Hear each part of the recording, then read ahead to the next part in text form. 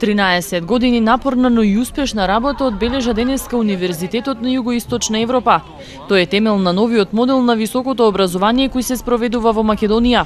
Пред 13 години земјите на Европската Унија беа пред соочување со глобалните предизвици на модерното време. Тоа го решија со воведувањето на високото образование во центарот на општественото внимание, што се нарече Болонски процес. Ова во говорот го истакна ректорот на Универзитетот Замир Дика.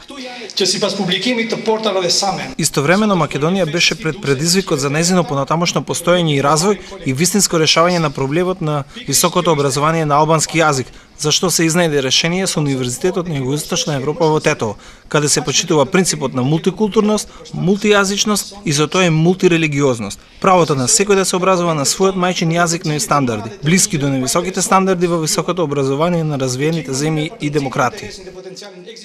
Во делот на високото образование владата досега спровела крупни реформи, кампањи и мерки, истакна премиерот Никола Груевски.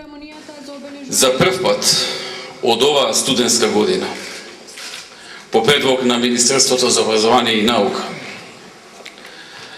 владата одлучи да учествува во финансирањето на овој универзитет со 30 милиони денари или околу 500.000 евра за студентската 2014-2015. Образованието е еден од најважните приоритети во политиките на владата на Република Македонија.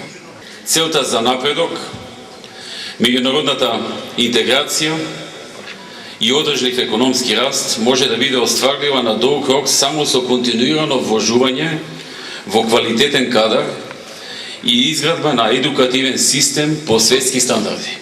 Веќе 2 години Штуловиот универзитет е меѓу првите 3 најдобри во Македонија, со најголем број на вработени дипломци според резултатите од Шангајскиот Џио Тонг универзитет.